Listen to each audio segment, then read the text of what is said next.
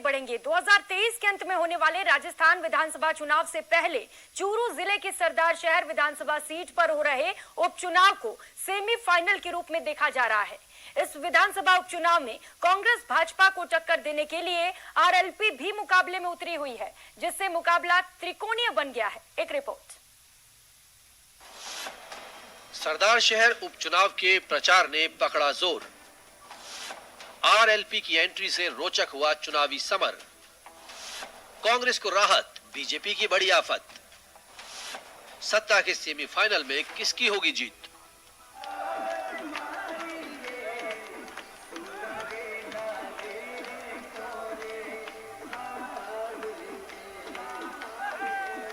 हनुमान बेनीवाल स्वर लहरियों पर थिरक रहे हैं।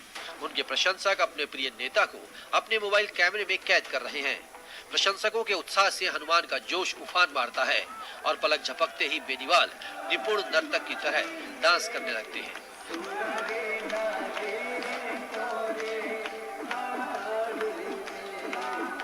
जुझारू नेता का यह अंदाज उनके चाहने वालों को बेकाबू करने लगता है। सरदार शहर उपचुनाव में गुजरते वक्त के साथ बेनीवाल के एक से एक रूप दिखाई दे रहे हैं। गांव देहात में उनकी सभाओं में उमड़ रही भीड़ ने उपचुनाव को त्रिकोणीय संघर्ष में तब्दील कर दिया है।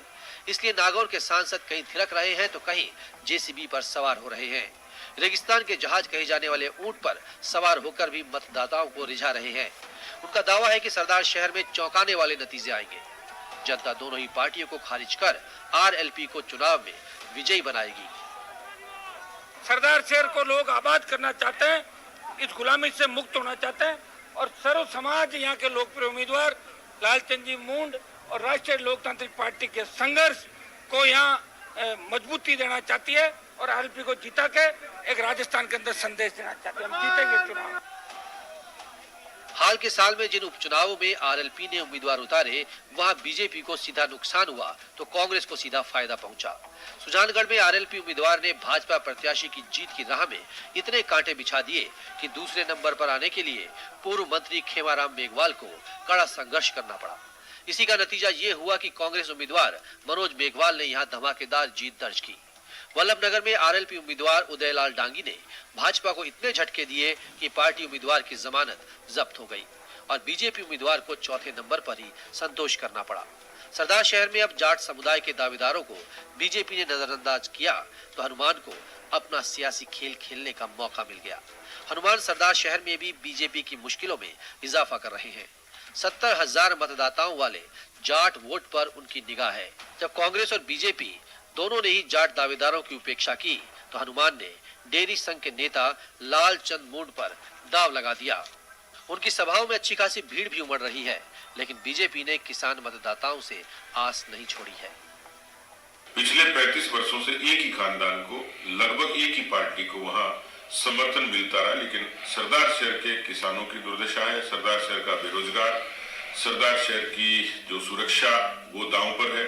ये जो आप आरएलपी जो बात कह रहे हो ना, मेरे हिसाब से आरएलपी कोई बहुत ज्यादा वोट छोड़ेगी ऐसा मुझे नहीं लगता है, क्योंकि हमारे पहले भी जाट समुदाय में हमारे अच्छे कार्यकर्ताओं की टोली है, हमारे प्रधान भी हैं, हमारे वहाँ के प्रतिनिधि भी हैं, एमपी भी है, पूर्व एमपी भी है और हमारे पास भी अच्छे से अच्छे जिला प्रमुख भी हैं। कांग्रेस सहानुभूति की लहर पर सवार है तो आरएलपी को जाट मतदाताओं पर भरोसा है। बीजेपी 36 कौम के सहयोग और एक ही खानदान की राजनीति के खिलाफ जनता से वोट देने की अपील कर जीत के समीकरण बनाने में जुटी है।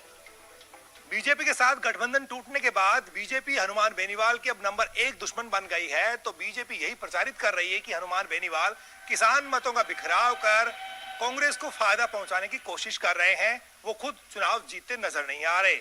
नतीजा चाहे जो भी हो, मगर हनुमान बेनीवाल दोनों ही पार्टियों में डर पैदा करना चाहते हैं ताकि भविष्य में उनकी गठबंधन की संभावनाएं जिंदा रह सकें। कैमरा पर्सन भवानी के साथ बाबूलाल धायल, न्यूज़ 18 जयपुर।